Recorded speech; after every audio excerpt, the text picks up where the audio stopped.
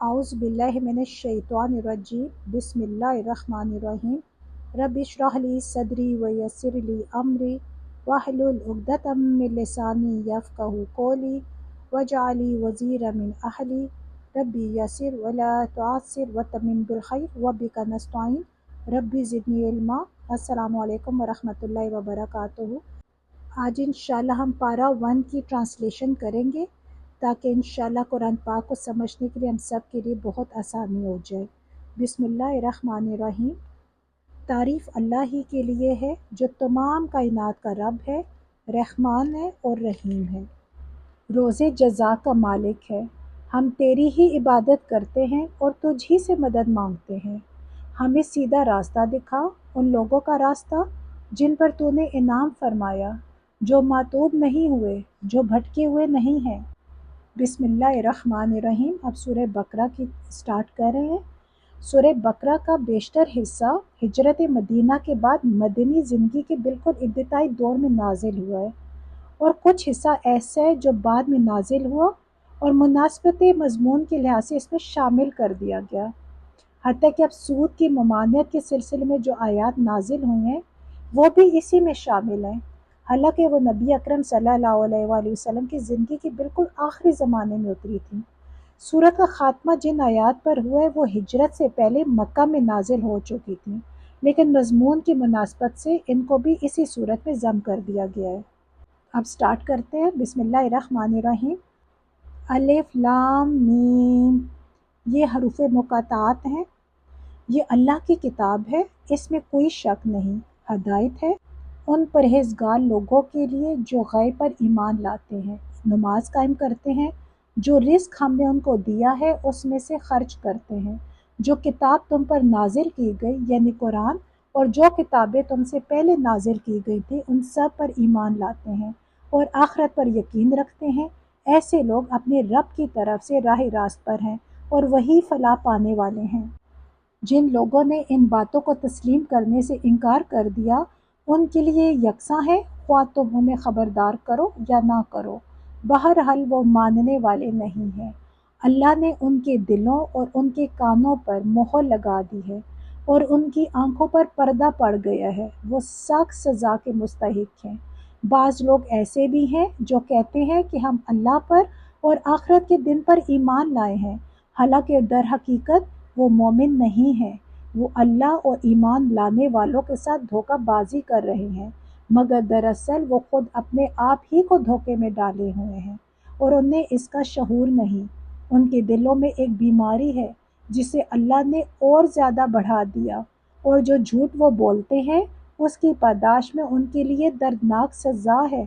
जब कभी उनसे कहा गया कि ज़मीन में फसाद बर्पा ना करो तो उन्होंने यही कहा कि हम तो इस्लाह करने वाले हैं। खबरदार, हकीकत में यही लोग मुफसिद हैं मगर उन्हें शऊर नहीं है। और जब उनसे कहा गया कि जिस तरह दूसरे लोग ईमान लाए हैं उसी तरह तुम भी ईमान लाओ तो उन्होंने यही जवाब दिया कि हम बेवकूफ़ों की तरह ईमान लाएं। खबरदार, हकीकत में तो ये खुद बेवकूफ़ है मगर ये जानते नहीं हैं। जब ये अहले ईमान से मिलते हैं तो कहते हैं कि हम ईमान लाए हैं और जब अलहदगी में अपने शैतानों से मिलते हैं तो कहते हैं कि असल में तो हम तुम्हारे साथ हैं और उन लोगों से महज मजाक कर रहे हैं। अल्लाह उनसे मजाक कर रहा है, वो इनकी रस्सी दराज किए जाता है और ये अपनी सरकशी में अंधों की तरह भटकते चले जाते हैं। ये वो लोग हैं जिन्होंने हदायत के बदले गुमराही खरीद ली, मगर ये सौदा उनके लिए नफ़ा बख्श नहीं और ये हरगिज़ सही रास्ते पर नहीं है। इनकी मिसाल ऐसी है जैसे एक शख्स ने आग रोशन की और जब उसने सारे माहौल को रोशन कर दिया तो अल्लाह ने उनका नूर बसारत सलब कर लिया और उन्हें उस हाल में छोड़ दिया कि तारीकियों में उन्हें कुछ नज़र नहीं आता। ये बहरे हैं, गूंगे हैं, अंधे हैं, ये अब ना पलटेंगे। या फिर इनकी मिसाल यूँ समझो कि आसमान से ज़ोर की बारिश हो रही है और उसके साथ अंधेरी घटा और कड़क और चमक भी है। ये बिजली के कड़ाके सुनकर अपनी जानों के खौफ से कानों में उंगलियां ठूंसे लेते हैं और अल्लाह इन मुनकरीन हक को हर तरफ से घेरे में लिए हुए है। चमक से उनकी हालत ये हो रही है کہ گویا عنقریب بجلی ان کی بصارت اچک لے جائے گی۔ جب ذرا کچھ روشنی انہیں محسوس ہوتی ہے تو اس میں کچھ دور چل لیتے ہیں، اور جب ان پر اندھیرا چھا جاتا ہے تو کھڑے ہو جاتے ہیں۔ اللہ چاہتا تو ان کی سماعت اور بصارت بالکل ہی سلب کر لیتا۔ یقیناً وہ ہر چیز پر قادر ہے۔ لوگوں، بندگی اختیار کرو اپنے اس رب کی جو تمہارا اور تم سے پہلے جو لوگ ہو گزرے ان سب کا خالق ہے۔ تمہارے بچنے کی توقع اسی صورت سے ہو سکتی ہے، وہی تو ہے جس نے تمہارے لیے زمین کا فرش بچھایا، آسمان کی چھت بنائی، اوپر سے پانی برسایا اور اس کے ذریعے سے ہر طرح کی پیداوار نکال کر تمہارے لیے رزق بہم پہنچایا۔ بس جب تم یہ جانتے ہو تو دوسروں کو اللہ کا مد مقابل نہ ٹھہراؤ، اور اگر تمہیں اس امر میں شک ہے کہ یہ کتاب جو ہم نے اپنے بندے پر اتاری ہے یہ ہماری ہے یا نہیں، تو اس کی مانند ایک ہی صورت بنا لو، اپنے سارے ہم نواؤں کو بلا لو، ایک اللہ کو چھوڑ کر باقی جس کی چاہو مدد لے لو۔ اگر تم سچے ہو تو یہ کام کر کے دکھاؤ، لیکن اگر تم نے ایسا نہ کیا اور یقیناً کبھی نہیں کر سکتے تو ڈرو اس آگ سے جس کا ایندھن بنیں گے انسان اور پتھر، جو مہیا کی گئی ہے منکرین حق کے لیے۔ اور اے پیغمبر صلی اللہ علیہ وآلہ وسلم، جو لوگ اس کتاب پر ایمان لے آئیں اور اس کے مطابق اپنے عمل درست کر لیں، انہیں خوشخبری دے دو کہ ان کے لیے ایسے باغ ہیں جن کے نیچے نہریں بہتی ہوں گی۔ ان باغوں کے پھل صورت میں دنیا کے پھلوں سے ملتے جلتے ہوں گے۔ جب کوئی پھل انہیں کھانے کو دیا جائے گا تو وہ کہیں گے کہ ایسے ہی پھل اس سے پہلے دنیا میں ہم کو دیے جاتے تھے۔ ان کے لیے وہاں پاکیزہ بیویاں ہوں گی اور وہ وہاں ہمیشہ رہیں گے۔ ہاں، اللہ اس سے ہرگز نہیں شرماتا کہ مچھر یا اس سے بھی حقیر تر کسی چیز کی تمثیلیں دے۔ جو لوگ حق بات کو قبول کرنے والے ہیں وہ انہی تمثیلوں کو دیکھ کر جان لیتے ہیں کہ یہ حق ہے جو ان کے رب ہی کی طرف سے آیا ہے، اور جو ماننے والے نہیں ہیں وہ انہیں سن کر کہنے لگتے ہیں کہ ایسی تمثیلوں سے اللہ کو کیا سروکار۔ اس طرح اللہ ایک ہی بات سے بہتوں کو گمراہی میں مبتلا کر دیتا ہے اور بہتوں کو راہ راست دکھا دیتا ہے، اور گمراہی میں وہ انہی کو مبتلا کرتا ہے جو فاسق ہیں، اللہ کے عہد کو مضبوط باندھ لینے کے بعد توڑ دیتے ہیں۔ اللہ نے جسے جوڑنے کا حکم دیا ہے اسے کاٹتے ہیں اور زمین میں فساد برپا کرتے ہیں۔ حقیقت میں یہی لوگ نقصان اٹھانے والے ہیں۔ تم اللہ کے ساتھ کفر کا یہ رویہ کیسے اختیار کرتے ہو؟ حالانکہ تم بے جان تھے، اس نے تم کو زندگی عطا کی، پھر وہی تمہاری جان سلب کرے گا، پھر وہی تمہیں دوبارہ زندگی عطا کرے گا، پھر اسی کی طرف تمہیں پلٹ کر جانا ہے۔ وہی تو ہے جس نے تمہارے لیے زمین کی ساری چیزیں پیدا کی، پھر اوپر کی طرف توجہ فرمائی اور 7 آسمان استوار کیے، اور وہ ہر چیز کا علم رکھنے والا ہے۔ پھر ذرا اس بات کا تصور کرو جب تمہارے رب نے فرشتوں سے کہا تھا کہ میں زمین میں ایک خلیفہ بنانے والا ہوں۔ انہوں نے عرض کیا کہ آپ زمین میں کسی ایسے کو مقرر کرنے والے ہیں جو اس کے انتظام کو بگاڑ دے گا اور خون ریزہ کرے گا۔ آپ کی حمد و ثنا کے ساتھ تسبیح اور آپ کے لیے تقدیس تو ہم کر ہی رہے ہیں۔ فرمایا، میں جانتا ہوں جو کچھ تم نہیں جانتے۔ اس کے بعد اللہ نے آدم علیہ السلام کو ساری چیزوں کے نام سکھائے، پھر انہیں فرشتوں کے سامنے پیش کیا اور فرمایا، اگر تمہارا خیال صحیح ہے کہ کسی خلیفہ کے تقرر سے انتظام بگڑ جائے گا تو ذرا ان چیزوں کے نام بتاؤ۔ انہوں نے عرض کیا، نقص سے پاک تو آپ ہی کی ذات ہے، ہم تو بس اتنا ہی علم رکھتے ہیں جتنا آپ نے ہم کو دے دیا ہے۔ حقیقت میں یہ سب کچھ جاننے اور سمجھنے والا آپ کے سوا کوئی نہیں۔ پھر اللہ نے آدم علیہ السلام سے کہا، تم انہیں ان چیزوں کے نام بتاؤ۔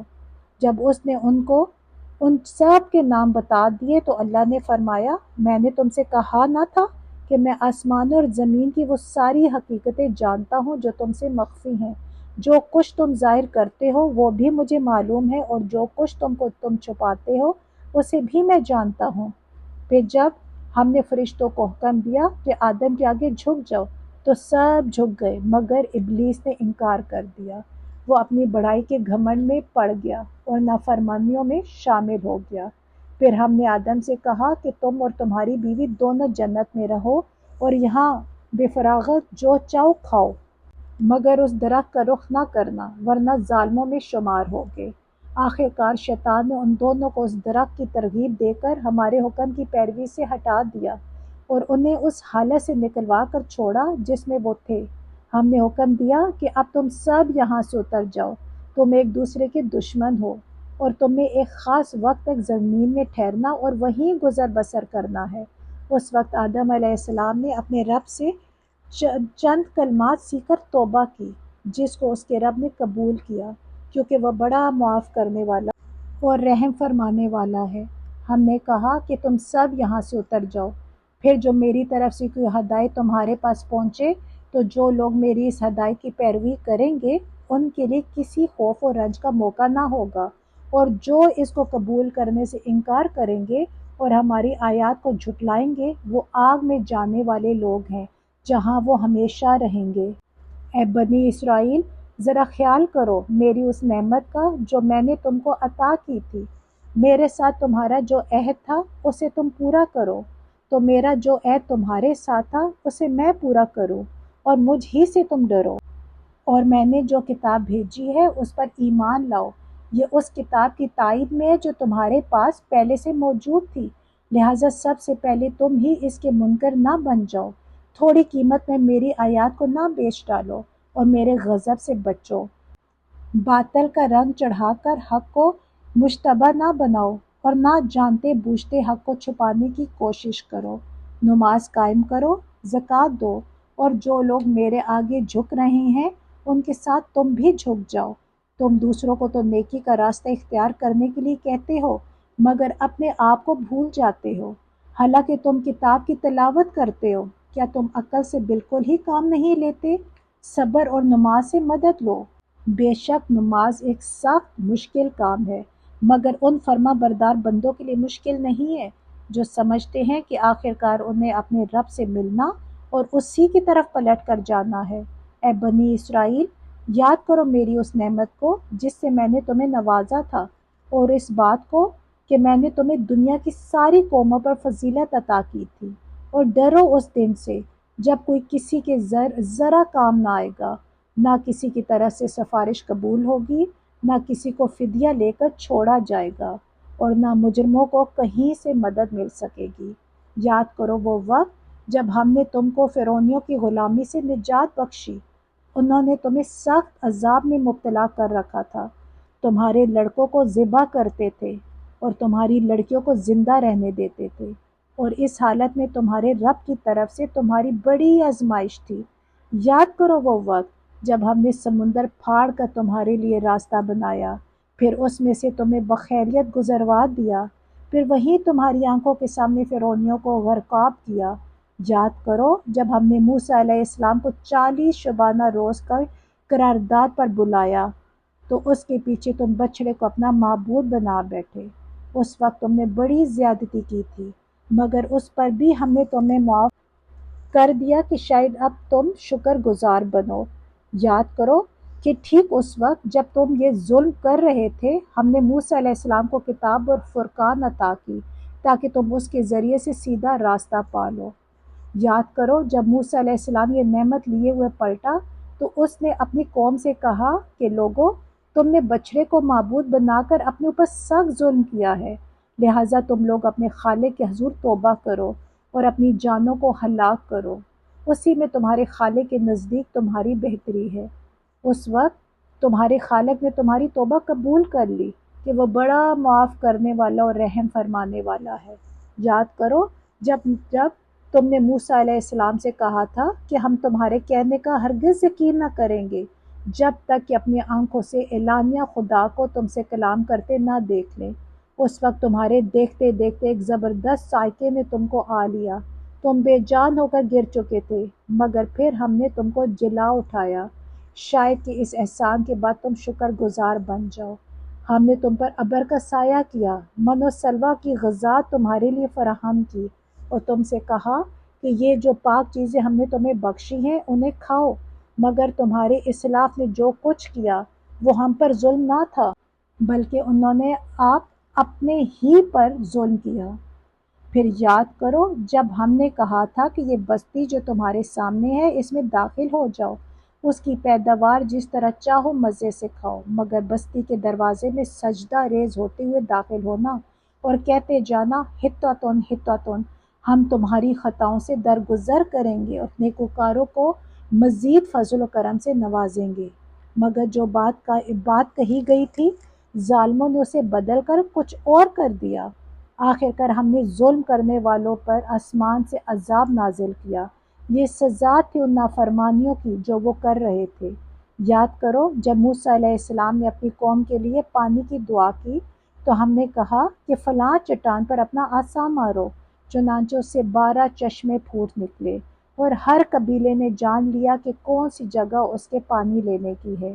اس وقت یہ ہدایت کر دی گئی تھی کہ اللہ کا دیا ہوا رزق کھاؤ پیو اور زمین میں فساد نہ پھیلاتے پھرو۔ یاد کرو جب تم نے کہا تھا کہ اے موسیٰ علیہ السلام، ہم ایک ہی طرح کے کھانے پر صبر نہیں کر سکتے، اپنے رب سے دعا کرو کہ ہمارے لیے زمین کی پیداوار، ساگ، ترکاری، کھیرا، ککڑی، گھیوں، لہسن، پیاز، دال وغیرہ پیدا کرے۔ تو موسیٰ علیہ السلام نے کہا، کیا ایک بہتر چیز کی بجائے تم ادنیٰ درجے کی چیزیں لینا چاہتے ہو؟ اچھا، کسی شہری آبادی میں جا رہو، جو کچھ تم مانگتے ہو وہاں مل جائے گا۔ آخر کار نوبت یہاں تک پہنچی کہ ذلت اور خواری اور پستی اور بدحالی ان پر مسلط ہو گئی اور وہ اللہ کے غضب میں گھر گئے۔ یہ نتیجہ تھا اس کا کہ وہ اللہ کی آیات سے کفر کرنے لگے اور پیغمبروں کو ناحق قتل کرنے لگے۔ یہ نتیجہ تھا ان کی نافرمانیوں کا اور اس بات کا کہ وہ حدود شرع سے نکل جاتے تھے۔ یقین جانو کہ نبی عربی صلی اللہ علیہ وآلہ وسلم کو ماننے والے ہوں یا یہودی، عیسائی ہوں یا صابی، جو بھی اللہ اور روز آخر پر ایمان لائے گا اور نیک عمل کرے گا، اس کا اجر اس کے رب کے پاس ہے اور اس کے لیے کسی خوف و رنج کا موقع نہیں ہے۔ یاد کرو وہ وقت جب ہم نے طور کو تم پر اٹھا کر تم سے پختہ عہد لیا تھا اور کہا تھا کہ جو کتاب ہم تمہیں دے رہے ہیں اسے مضبوطی کے ساتھ تھامنا اور جو احکام و ہدایات اس میں درج ہیں انہیں یاد رکھنا۔ اسی ذریعے سے توقع کی جا سکتی ہے کہ تم تقویٰ کی روش پر چل سکو گے، مگر اس کے بعد تم اپنے عہد سے پھر گئے۔ اس پر بھی اللہ کے فضل اور اس کی رحمت نے تمہارا ساتھ نہ چھوڑا، ورنہ تم کبھی کے تباہ ہو چکے ہوتے۔ پھر تمہیں اپنی قوم کے ان لوگوں کا قصہ تو معلوم ہی ہے جنہوں نے سبت کا قانون توڑا تھا۔ ہم نے انہیں کہہ دیا کہ بندر بن جاؤ اور اس حال میں رہو کہ ہر طرف سے تم پر دھتکار پھٹکار پڑے۔ اس طرح ہم نے ان کے انجام کو اس زمانے کے لوگوں اور بعد کی آنے والی نسلوں کے لیے عبرت اور ڈرنے والوں کے لیے نصیحت بنا کر چھوڑا۔ پھر وہ واقعہ یاد کرو جب موسیٰ علیہ السلام نے اپنی قوم سے کہا کہ اللہ تمہیں ایک گائے ذبح کرنے کا حکم دیتا ہے۔ کہنے لگے، کیا تم ہم سے مذاق کرتے ہو؟ موسیٰ علیہ السلام نے کہا، میں اس سے خدا کی پناہ مانگتا ہوں کہ جاہلوں کی سی باتیں کروں۔ بولے، اچھا، اپنے رب سے درخواست کرو کہ وہ ہمیں اس گائے کی کچھ تفصیل بتائے۔ موسیٰ علیہ السلام نے کہا، اللہ کا ارشاد ہے کہ وہ ایسی گائے ہونی چاہیے جو نہ بوڑھی ہو نہ بچیا، بلکہ اوسط عمر کی ہو، لہٰذا جو حکم دیا جاتا ہے اس کی تعمیل کرو۔ پھر کہنے لگے، اپنے رب سے یہ اور پوچھ دو کہ اس کا رنگ کیسا ہو۔ موسیٰ علیہ السلام نے کہا، وہ فرماتا ہے زرد رنگ کی گائے ہونی چاہیے جس کا رنگ ایسا شوخ ہو کہ دیکھنے والوں کا جی خوش ہو جائے۔ پھر بولے، اپنے رب سے صاف صاف پوچھ کر بتاؤ کیسی گائے مطلوب ہے، ہمیں اس کا تعین میں اشتباہ ہو گیا ہے، اللہ نے چاہا تو ہم اس کو پتہ پا لیں گے۔ موسیٰ علیہ السلام نے جواب دیا، اللہ کہتا ہے کہ وہ ایسی گائے ہے جس سے خدمت نہیں لی جاتی، نہ زمین جوتتی ہے نہ پانی کھینچتی ہے، صحیح سالم اور بے داغ ہے۔ اس پر وہ پکار اٹھے کہ ہاں، اب تم نے ٹھیک پتہ بتایا۔ پھر انہوں نے اسے ذبح کیا، ورنہ وہ ایسا کرتے معلوم نہ ہوتے تھے۔ اور تمہیں یاد ہے وہ واقعہ جب تم نے ایک شخص کی جان لی تھی، پھر اس کے بارے میں جھگڑنے اور ایک دوسرے پر قتل کا الزام تھوپنے لگے تھے، اور اللہ نے فیصلہ کر لیا تھا جو کچھ تم چھپاتے ہو اسے کھول کر رکھ دے گا۔ اس وقت ہم نے حکم دیا کہ مقتول کی لاش کو اس کے ایک حصے سے ضرب لگاؤ۔ دیکھو اس طرح اللہ مردوں کو زندگی بخشتا ہے اور تمہیں اپنی نشانیاں دکھاتا ہے تاکہ تم سمجھو، مگر ایسی نشانیاں دیکھنے کے بعد بھی آخرکار تمہارے دل سخت ہو گئے पत्थरों की तरह सख्त, बल्कि सख्ती में कुछ उनसे भी बड़े हुए, क्योंकि पत्थरों में से तो कोई ऐसा भी होता है जिसमें से चश्मे फूट बहते हैं, कोई फटता है और उसमें से पानी निकल आता है, और कोई खुदा के खौफ से लरस कर गिर भी पड़ता है। अल्लाह तुम्हारे करतूतों से बेखबर नहीं है। ए मुसलमानों, आप क्या इन लोगों से तुम ये तवक्को रखते हो कि ये तुम्हारी दावत पर ईमान ले आएंगे? हालांकि इनमें से एक गुरोह का शेवा ये रहा है कि अल्लाह का कलाम सुना और फिर खूब समझ बूझ कर दानस्ता इसमें तारीफ की। रसूलुल्लाह सल्लल्लाहु अलैहि वसल्लम पर ईमान लाने वालों से मिलते हैं तो कहते हैं कि हम भी उन्हें मानते हैं, और जब आपस में एक दूसरे से तखलिये की बातचीत होती है तो कहते हैं कि बेवकूफ़ हो गए हो, इन लोगों को वो बातें बताते हो जो अल्लाह ने तुम पर खोली हैं, ताकि तुम्हारे रब के पास तुम्हारे मुकाबले में उन्हें हुज्जत में पेश करें। और क्या ये जानते नहीं हैं कि जो कुछ ये छुपाते हैं और जो कुछ जाहिर करते हैं, अल्लाह को सब बातों की खबर है। उनमें एक दूसरा ग्रोह उम्मियों का है जो किताब का तो इल्म रखते नहीं, बस अपनी बेबुनियाद उम्मीदों और आरज़ुओं को लिए बैठे हैं और महज वहम व गुमान पर चले जा रहे हैं। बस हलाकत और तबाही है उन लोगों के लिए जो अपने हाथों से शरअ का नविश्ता लिखते हैं, फिर लोगों से ये कहते हैं कि ये अल्लाह के पास से आया हुआ है ताकि इसके मुआवजे में थोड़ा सा फ़ायदा हासिल कर लें। उनके हाथों का ये लिखा भी उनके लिए तबाही का सामान है और उनकी ये कमाई भी उनके लिए मौजब हलाकत। वो कहते हैं कि दोज़ख की आग हमें हरगिज़ छूने वाली नहीं, इल्ला ये कि चंद रोज़ की सज़ा मिल जाए तो मिल जाए। इनसे पूछो, क्या तुमने अल्लाह से कोई अहद ले लिया है जिसकी खिलाफ वर्जी वो नहीं कर सकता? या बात यह है कि तुम अल्लाह के ज़िम्मे डालकर ऐसी बातें कह देते हो जिनके मुतालिक तुम्हें इल्म नहीं है कि उसने उनका ज़िम्मा लिया है। आखिर तुम्हें दोज़ख की आग क्यों न छुएगी? जो भी बदी कमाएगा और अपनी खताकारी के चक्कर में पड़ा रहेगा वो दोज़खी है और दोज़ख ही में वो हमेशा रहेगा। और जो लोग ईमान लाएंगे और नेक अमल करेंगे वही जन्नती हैं और जन्नत में वो हमेशा रहेंगे।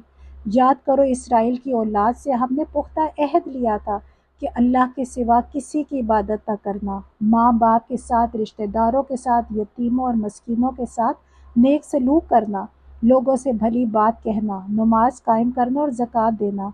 मगर थोड़े आदमियों के सिवा तुम सब इस अहद से फिर गए और अब तक फिरे हुए हो। फिर ज़रा याद करो, हमने तुमसे मजबूत अहद लिया था कि आपस में एक दूसरे का खून ना बहाना और ना एक दूसरे के घर से बेघर करना। तुमने इसका इकरार किया था, तुम खुद इस पर गवाह हो। मगर आज वही तुम हो कि अपने भाई बंदों को कत्ल करते हो, अपनी बरादरी के कुछ लोगों को बेखानमा कर देते हो, जुल्म और ज़्यादती के साथ उनके खिलाफ जत्थेबंदियाँ करते हो, और जब वो लड़ाई के पकड़े हुए तुम्हारे पास आते हैं तो उनकी रिहाई के लिए फिदिये का लेन देन करते हो, हालांकि उन्हें उनके घरों से निकालना ही सिरे से तुम पर हराम था। तो क्या तुम इस किताब के एक हिस्से पर ईमान लाते हो और दूसरे हिस्से के साथ कुफर करते हो? फिर तुम में से जो लोग ऐसा करें उनकी सज़ा इसके सिवा और क्या है कि दुनिया की ज़िंदगी में ज़लील ख्वार होकर रहें और आखिरत में शदीद तरीन अजाब की तरफ फेर दिए जाएं। अल्लाह इन हरकत से बेखबर नहीं है जो तुम कर रहे हो। ये वो लोग हैं जिन्होंने आखिरत बेच कर दुनिया की ज़िंदगी खरीद ली है, लिहाजा ना इनकी सज़ा में कोई तखफीफ होगी और ना उन्हें कोई मदद पहुंच सकेगी। हमने मूसा अलैहिस्सलाम को किताब दी, उसके बाद पे दर पे रसूल भेजे, आखिरकार ईसा अलैहिस्सलाम को रोशन निशानियां देकर भेजा और रूह पाक से उसकी मदद की। फिर ये तुम्हारा क्या ढंग है कि जब भी कोई रसूल तुम्हारी ख्वाहिशात नफ्स के खिलाफ कोई चीज़ लेकर तुम्हारे पास आया तो तुमने उसके मुकाबले में सरकशी ही की, किसी को झुटलाया और किसी को कत्ल कर डाला। वो कहते हैं हमारे दिल महफूज हैं। नहीं, असल बात यह है कि उनके कुफर की वजह से उन पर अल्लाह की फिटकार पड़ी है, इसीलिए वो कम ही ईमान लाते हैं। और अब जो एक किताब अल्लाह की तरफ से उनके पास आई है उसके साथ उनका क्या बर्ताव है? बावजूद ये कि वो इस किताब की तस्दीक करती है जो उनके पास पहले से मौजूद थी, बावजूद ये कि उसकी आमद से पहले वो खुद कुफार के मुकाबले में فتح और नुसरत की दुआएं मांगा करते थे, मगर जब वो चीज़ आ गई जिसे वो पहचान भी गए तो उन्होंने उसे मानने से इनकार कर दिया। खुदा की लानत उन मुनकरीन पर। कैसा बुरा ज़रिया है जिससे ये अपने नफ्स की तसल्ली हासिल करते हैं कि जो हदायत अल्लाह ने नाज़िल की है उसको कबूल करने से सिर्फ इस ज़िद की बिना पर इनकार कर रहे हैं कि अल्लाह ने अपने फ़ज़ल, वही और रसालत से अपने जिस बंदे को खुद चाहा नवाज दिया, लिहाजा अब ये गज़ब बलाए गज़ब के मुस्तहिक हो गए हैं और ऐसे काफिरों के लिए सख्त ज़िल्लत अमेज़ सज़ा मुकर्रर है। जब उनसे कहा जाता है कि जो कुछ अल्लाह ने नाजिल किया है उस पर ईमान लाओ, तो वो कहते हैं हम तो सिर्फ उस चीज़ पर ईमान लाते हैं जो हमारे यहाँ यानी नस्ल इसराइल में उतरी है। इस दायरे के बाहर जो कुछ आया है उसे मानने से वो इनकार करते हैं, हालांकि वो हक है और उस तालीम की तस्दीक को तायद कर रहा है जो उनके यहाँ पहले से मौजूद थी। अच्छा, उनसे कहो अगर तुम इस तालीम ही पर ईमान रखने वाले हो जो तुम्हारे यहाँ आई थी तो उससे पहले अल्लाह के उन पैगंबरों को जो खुद बनी इसराइल में पैदा हुए थे क्यों कत्ल करते रहे। तुम्हारे पास मूसा अलैहिस्सलाम कैसी कैसी रोशन निशानियों के साथ आया, फिर भी तुम ऐसे जालिम थे कि उसके पीठ मोड़ते ही बछड़े को माबूद बना बैठे। फिर ज़रा उस मीसाक को याद करो जो तूर को तुम्हारे ऊपर उठाकर हमने तुमसे लिया था। हमने ताकीद की थी कि जो हदायत हम दे रहे हैं उनकी सख्ती के साथ पाबंदी करो और कान लगाकर सुनो। तुम्हारे इस्लाफ ने कहा कि हमने सुन लिया मगर मानेंगे नहीं, और उनकी बातिल परस्ती का ये हाल था कि दिलों में उनके बछड़ा ही बसा हुआ था। कहो अगर तुम मोमिन हो तो ये अजीब ईमान है जो ऐसी बुरी हरकत का तुम्हें हुक्म देता है। उनसे कहो अगर वाकई अल्लाह के नज़दीक आखिरत का घर तमाम इंसानों को छोड़कर सिर्फ तुम्हारे लिए ही मखसूस है, तब तो तुम्हें चाहिए कि मौत की तमन्ना करो। अगर तुम अपने इस ख्याल में सच्चे हो, यकीन जानो कि ये कभी इसकी तमन्ना ना करेंगे, इसीलिए कि अपने हाथों जो कुछ कमा कर उन्होंने वहाँ भेजा है उसकी इक्तज़ा यही है कि ये वहाँ जाने की तमन्ना ना करें। अल्लाह इन ज़ालिमों के हाल से खूब वाकिफ़ है। तुम उन्हें सब से बढ़कर जीने का हरीस पाओगे, हत्ता कि ये इस मामले में मुशरिकों से भी बढ़े हुए हैं। उनमें से एक एक शख्स ये चाहता है कि किसी तरह 1000 बरस जिए, हालांकि लंबी उम्र बहरहाल उसे अजाब से तो दूर नहीं फेंक सकती। जैसे कुछ अमाल ये कर रहे हैं अल्लाह तो उन्हें देख ही रहा है। इनसे कहो कि जो कोई जिब्राइल से इदावत रखता हो उसे मालूम होना चाहिए कि जिब्राइल अलैहिस्सलाम ने अल्लाह ही के इज़्न से ये कुरान तुम्हारे कल्ब पर नाजिल किया है, जो पहले आई हुई किताबों की तस्दीक को तायद करता है और ईमान वालों के लिए हदायत और कामयाबी की बशारत बनकर आया है। अगर जिब्राइल से उनकी दावत का सबब यही है तो कह दो जो अल्लाह और उसके फरिश्तों और उसके रसूलों और जिब्राइल और मिकाइल के दुश्मन है, अल्लाह इन काफरों का दुश्मन है। हमने तुम्हारी तरफ ऐसी आयात नाजिल की हैं जो साफ साफ हक का इजहार करने वाली हैं और उनकी पैरवी से साफ सिर्फ वही लोग इनकार करते हैं जो फासिक हैं। क्या हमेशा ऐसा ही नहीं होता रहा कि जब उन्होंने कोई अहद किया तो उनमें से एक न एक गिरोह ने उसे ज़रूर ही बलाए ताक रख दिया, बल्कि उनमें से अक्सर ऐसे हैं जो सच्चे दिल से ईमान नहीं लाते, और जब उनके पास अल्लाह की तरफ से कोई रसूल इस किताब की तस्दीक व तायद करता हुआ आया जो उनके यहाँ पहले से मौजूद थी, तो इन अहले किताब में से एक गिरोह ने किताब अल्लाह को इस तरह पसे पुश डाल दिया गोया वो जो कुछ जानते ही नहीं, और लगे उन चीज़ों की पैरवी करने जो शयातीन सुलेमान अलैहिस्सलाम की सल्तनत का नाम लेकर पेश किया करते थे। हालांकि सुलेमान अलैहिस्सलाम ने कभी कुफर नहीं किया। कुफर के मुर्तकिब तो वो शयातीन थे जो लोगों को जादूगरी की तालीम देते थे। वो पीछे पड़े उस चीज़ के जो बाबिल में 2 फरिश्तों हारूत और मारूत पर नाजिल की गई थी। हालांकि वो फरिश्ते जब भी किसी को उसकी तालीम देते थे तो पहले साफ तौर पर मुतनब्बी कर दिया करते थे कि देख हम महज एक आजमाइश है, तो कुफर में मुब्तला ना हो। फिर भी ये लोग उनसे वो चीज़ सीखते थे। جس سے شوہر اور بیوی میں جدائی ڈال دے۔ ظاہر تھا کہ اذن الہی کے بغیر وہ اس ذریعے سے کسی کو بھی ضرر نہ پہنچا سکتے تھے، مگر اس کے باوجود وہ ایسی چیز سیکھتے تھے جو خود ان کے لیے نفع بخش نہیں بلکہ نقصان دہ تھی، اور انہیں خوب معلوم تھا کہ جو اس چیز کا خریدار بنا اس کے لیے آخرت میں کوئی حصہ نہیں۔ کتنی بری متاع تھی جس کے بدلے انہوں نے اپنی جانوں کو بیچ ڈالا۔ کاش انہیں معلوم ہوتا، اگر وہ ایمان اور تقوی اختیار کرتے تو اللہ کے ہاں اس کا جو بدلہ ملتا وہ ان کے لیے زیادہ بہتر تھا۔ کاش انہیں خبر ہوتی۔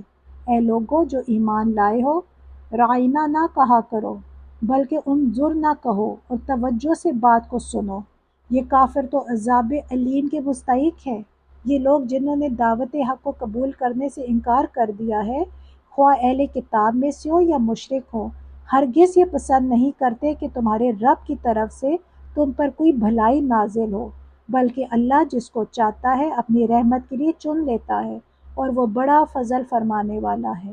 ہم اپنی جس آیت کو منسوخ کر دیتے ہیں یا بھلا دیتے ہیں اس کی جگہ اس سے بہتر لاتے ہیں، یا کم از کم ویسی ہی۔ کیا تم جانتے نہیں ہو کہ اللہ ہر چیز پر قدرت رکھتا ہے؟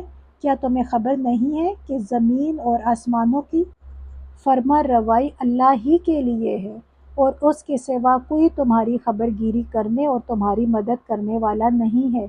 پھر کیا تم اپنے رسول صلی اللہ علیہ وآلہ وسلم سے اس قسم کے سوالات اور مطالبے کرنا چاہتے ہو جیسے اس سے پہلے موسیٰ علیہ السلام سے کیے جا چکے ہیں؟ حالانکہ جس شخص نے ایمان کی روش کو کفر کی روش سے بدل لیا وہ راہ راست سے بھٹک گیا ہے۔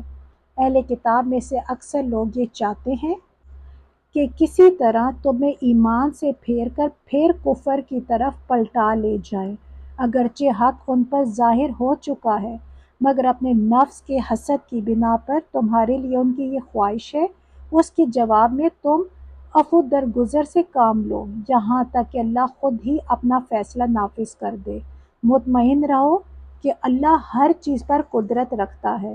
نماز قائم کرو اور زکوٰۃ دو، تم اپنی عاقبت کے لیے جو بھلائی کما کر آگے بھیجو گے اللہ کے ہاں اسے موجود پاؤ گے۔ جو کچھ تم کرتے ہو وہ سب اللہ کی نظر میں ہے۔ ان کا کہنا ہے کہ کوئی شخص جنت میں نہ جائے گا جب تک کہ وہ یہودی نہ ہو یا عیسائیوں کے خیالوں کے مطابق عیسائی نہ ہو۔ یہ ان کی تمنائیں ہیں۔ ان سے کہو اپنی دلیل پیش کرو اگر تم اپنے دعوے میں سچے ہو۔ دراصل نہ تمہاری کچھ خصوصیت ہے نہ کسی اور کی، حق یہ ہے کہ جو بھی اپنی ہستی کو اللہ کی اطاعت میں سونپ دے اور عملاً نیک روش پر چلے اس کے لیے اس کے رب کے پاس اس کا اجر ہے، اور ایسے لوگوں کے لیے کسی خوف یا رنج کا کوئی موقع نہیں۔ یہودی کہتے ہیں عیسائیوں کے پاس کچھ نہیں، عیسائی کہتے ہیں یہودیوں کے پاس کچھ نہیں، حالانکہ دونوں ہی کتاب پڑھتے ہیں، اور اسی قسم کے دعوے ان لوگوں کے بھی ہیں جن کے پاس کتاب کا علم نہیں ہے۔ یہ اختلافات جن میں یہ لوگ مبتلا ہے ان کا فیصلہ اللہ قیامت کے روز کر دے گا، اور اس شخص سے بڑھ کر ظالم کون ہوگا جو اللہ کے معبودوں میں اس کے نام کی یاد سے روکے اور ان کی ویرانی کے در پہ ہو۔ ایسے لوگ اس قابل ہیں کہ ان عبادت گاہوں میں قدم نہ رکھیں، اور اگر وہاں جائیں بھی تو ڈرتے ہوئے جائیں۔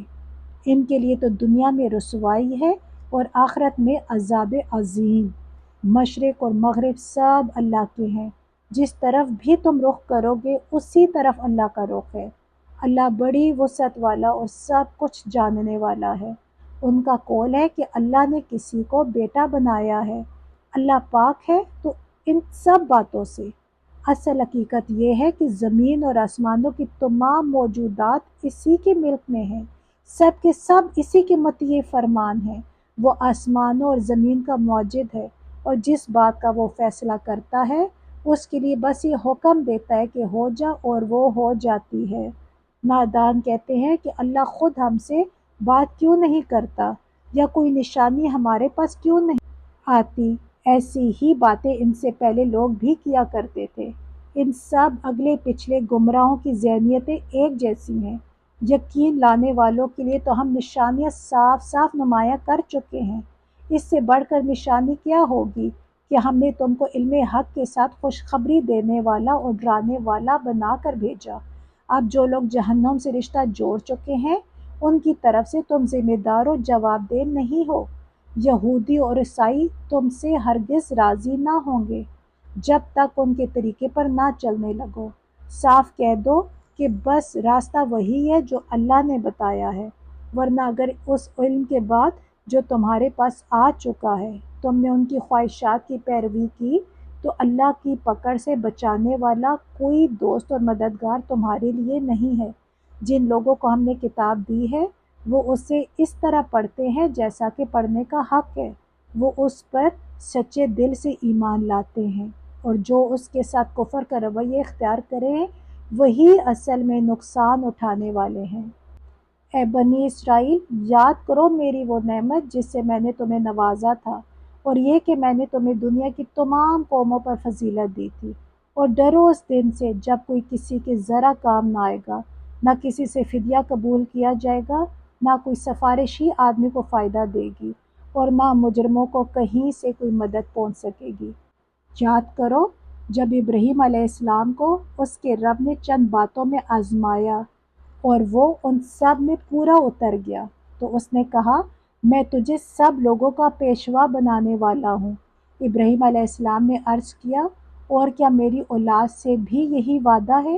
اس نے جواب دیا میرا وعدہ ظالموں سے متعلق نہیں ہے، اور یہ کہ ہم نے اس گھر کعبے کو لوگوں کے لیے مرکز اور امن کی جگہ قرار دیا تھا، اور لوگوں کو حکم دیا تھا کہ ابراہیم علیہ السلام جہاں عبادت کے لیے کھڑا ہوتا ہے اس مقام کو مستقل جائے نماز بنا لو، اور ابراہیم علیہ السلام اور اسماعیل علیہ السلام کو تاکید کی تھی کہ میرے اس گھر کو طواف اور اعتکاف اور رکوع اور سجدہ کرنے والوں کے لیے پاک رکھو، اور یہ کہ ابراہیم علیہ السلام نے دعا کی اے میرے رب اس شہر کو امن کا شہر بنا دے، اور اس کے باشندوں میں سے جو اللہ اور آخرت کو مانے انہیں ہر قسم کے پھلوں کا رزق دے۔ جواب میں اس کے رب نے فرمایا اور جو نہ مانے گا دنیا کی چند روزہ زندگی کا سامان تو میں اسے بھی دوں گا، مگر آخرکار اسے عذاب جہنم کی طرف گھسیٹوں گا، اور وہ بدترین ٹھکانہ ہے۔ اور یاد کرو ابراہیم علیہ السلام اور اسماعیل علیہ السلام جب اس گھر کی دیواریں اٹھا رہے تھے تو دعا کرتے جاتے تھے اے ہمارے رب ہم سے یہ خدمت قبول فرما لے، تو سب کی سننے اور سب کچھ جاننے والا ہے۔ اے رب ہم دونوں کو اپنا مسلم بنا، ہماری نسل سے ایک ایسی قوم اٹھا جو تیری مسلم ہو، ہمیں اپنی عبادت کے طریقے بتا اور ہماری کوتاہیوں سے درگزر فرما، تو بڑا معاف کرنے والا اور رحم فرمانے والا ہے۔ اور اے رب ان لوگوں میں خود انہی کی قوم سے ایک ایسا رسول اٹھائیو جو انہیں تیری آیات سنائے، ان کو کتاب اور حکمت کی تعلیم دے اور ان کی زندگیاں سنوارے، تو بڑا مقتدر اور حکیم ہے۔ اب کون ہے جو ابراہیم علیہ السلام کے طریقے سے نفرت کرے، جس نے خود اپنے آپ کو حماقت اور جہالت میں مبتلا کر لیا ہو؟ اس کے سوا کون یہ حرکت کر سکتا ہے؟ ابراہیم علیہ السلام تو وہ شخص ہے جس کو ہم نے دنیا میں اپنے کام کے لیے چن لیا تھا، اور آخرت میں اس کا شمار صالحین میں ہوگا۔ اس کا حال یہ تھا کہ جب اس کے رب نے اس سے کہا مسلم ہو جا تو اس نے فوراً کہا میں مالک کائنات کا مسلم ہو گیا۔ اسی طریقے پر چلنے کی ہدایت اس نے اپنی اولاد کو کی تھی، اور اسی کی وصیت یعقوب علیہ السلام اپنی اولاد کو کر گیا۔ اس نے کہا تھا کہ میرے بچوں اللہ نے تمہارے لیے یہی دین پسند کیا ہے، لہٰذا مرتے وقت مسلم ہی رہنا۔